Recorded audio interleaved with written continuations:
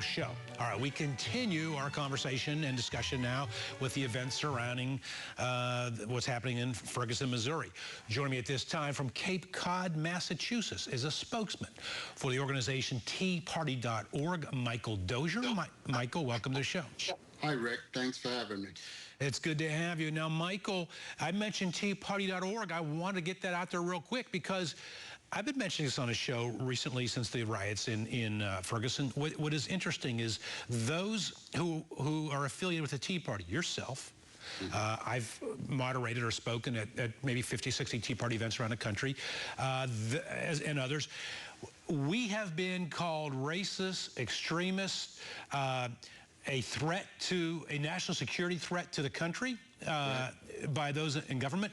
But we are watching anarchy in Ferguson, Missouri. We are watching the Communist Party is in Ferguson. The new Black Panthers are ginning up racial animosity in Ferguson. And we see Eric Holder and the mainstream media sort of not coming out and saying it, but legitimizing what's happening by saying that these are extraordinary events and we need to look into it and report on it and blah, blah, blah. Your take on that? You know, it's funny that Eric Holder is going there right now, and he's looking into civil rights violations. Well, I have a question to ask. Where was Eric Holder when the Whitehead family son was killed in Texas 3 years ago, when he was driving and was stopped by a police officer, a black police officer that was off duty, and they had a verbal confrontation, and he was shot by that police officer. That police officer never did any time. He wasn't prosecuted.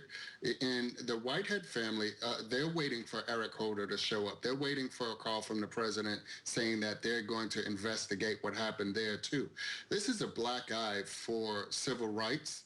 It's a black eye for the black community right now, that they've jumped to a conclusion and they've had these outside anarchists come in and cause all this problems. Michael Dozier, I think it's important for someone like you, who happens to be black, to be making these statements. I can make it all day long. It won't have the street cred. It won't resonate with the community as it does with someone like you. I can expose the hypocrisy of what's going on, talk about the hypocrisy, stir up the conversation.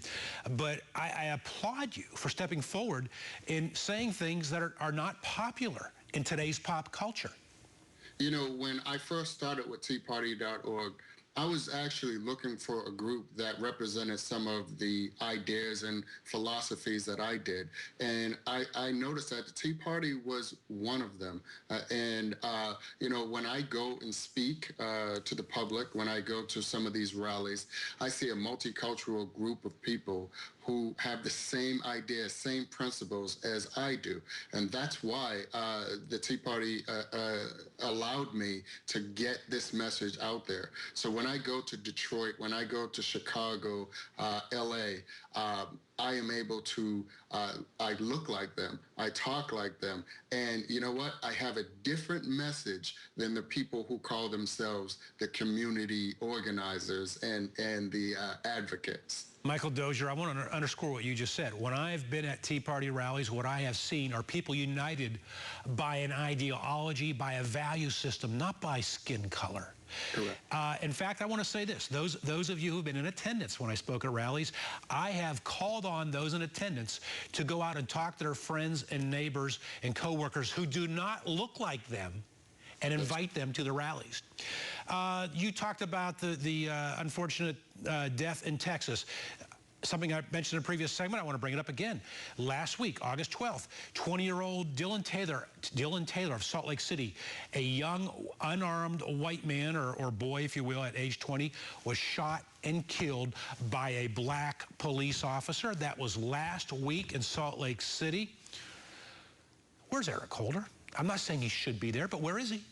Right. There's no Eric Holder. There's no break during a golf session or vacation to speak about it. There's no Al Sharpton or Jesse Jackson. Now imagine if the mainstream media, Jesse Jackson and Al Sharpton, focused on the black kids that are killing themselves in the inner city. That thousands of them. I wrote an article about it on teaparty.org about the thousands of kids that are getting killed in these inner cities. And there's no focus on them. What about them? Michael Dozier, I know this might sound a little repetitive, but it's so important. I want to bring it up again. Voices like yours do not get an avenue to articulate your values, your beliefs, your opinion by the mainstream media. But I believe it's voices like yours that are well-grounded in common sense and in what's right and good. And I applaud you because I know you probably get some finger pointing from those within a black community calling you a traitor, trying to intimidate you. I hear that from other folks that come on the show. They tell me that privately. I applaud you, and this is why we give you the outlet to make such statements, because there's not enough of it happening in America. You are, I believe, Michael Dozier, part of the silent majority, not based upon skin color, but upon beliefs, values, and ideology. Thank you for joining us.